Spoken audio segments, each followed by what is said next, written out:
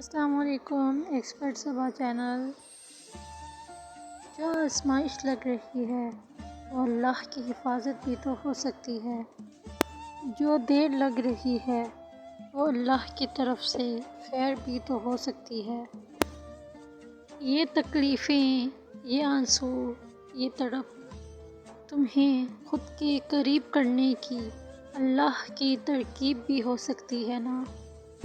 دنیا کے سبھی معجزے اللہ کو سجدہ کرتے ہیں، پھر تمہارا اس پر یقین نہ کرنا مایوسی نہیں تو اور کیا ہے۔